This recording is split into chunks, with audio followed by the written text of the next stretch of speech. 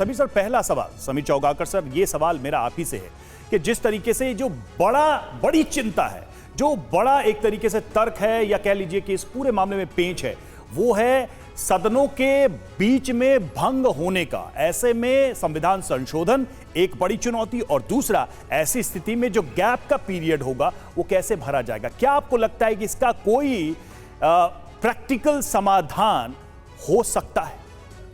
बिल्कुल, मुझे लग रहा है, देखिए प्रधानमंत्री मोदी ने जब कहा था कि यह देश एक चुनाव होना चाहिए, तो मुझे ऐसा लग रहा है कि उस समय से ही केंद्र सरकार के पास और प्रधानमंत्री मोदी के पास इस समस्या से निपटने का कोई योजना रही होगी। विधि आयोग इसके पहले भी अपनी रिपोर्ट दे चुका है कि किस तरीके से चुनाव किया जा सकता है। मुझे ऐसा लग रहा है कि अब प्रधानमंत्री मोदी ने और केंद्र सरकार ने तय कर लिया है कि जो संसाधनों का खर्चा बढ़ता है लगातार चुनाव में, कारण जो विकास के काम रुक जाते हैं, तो उससे निपटने के लिए एक देश एक चुनाव में जाना चाहिए। लेकिन केंद्र सरकार यह भी जानती है कि यह ऐसा कदम नहीं है कि इसको आप 2 दिन में या 2 महीने के अंदर लागू कर सको।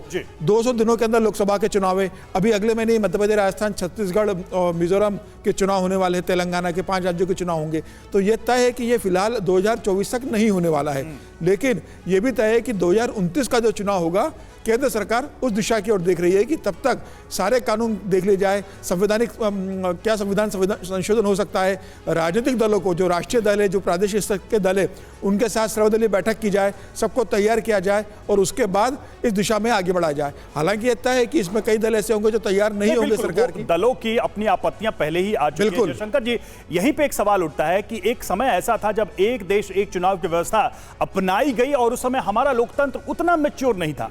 आज तो हमारी डेमोक्रेसी, हमारा सिस्टम काफी मैच्योर हो गया है। तब क्या दिक्कत है? क्या इन सारी आशंकाओं का समाधान आज संभव नहीं है? नहीं रवि, पहले चुनाव होते थे, एक साथ ही होते थे चुनाव, 52 से लेकर के हमको लगता है 67 के आसपास तक, और एक आध अपवाद जरूर बीच में रहे, कोई विधानसभा अगर भंग हो गई है या कुछ बात हो गई तो वहाँ चुनाव फिर से कराने पड़े थे। लेकिन उस समय एक चीज़ आप देखिएगा कि एक ही पार्टी की केंद्र और राज्यों में भी प्रचंड बहुमत के साथ सरकार होती थी, और उन सरकारों का गिरना या टूटना थोड़ा कम लगता था, कम होता था, तो इसलिए एक साथ हो जाता था चुनाव। लेकिन उसके बाद फिर 69 आया, फिर 71 में चुनाव हो गया, पहले लोकसभा के 4 साल में ही चुनाव करा दिया गया, फिर लगातार कभी इस तरह से होता रहा। और प्रधानमंत्री नरेंद्र मोदी जब से राष्ट्रीय राजनीति के इसमें आए हैं पटल पर, तब से उनका रहा है कि एक देश एक चुनाव होना चाहिए, एक साथ चुनाव होना चाहिए। 2014 में भी वो बातें करते रहे, 2018-19 में भी बातें हो रही थी। मतलब नई बात नहीं है। विधि आयोग ने भी इस पर रिपोर्ट दे दी थी, लेकिन उस पर अमल नहीं हुआ।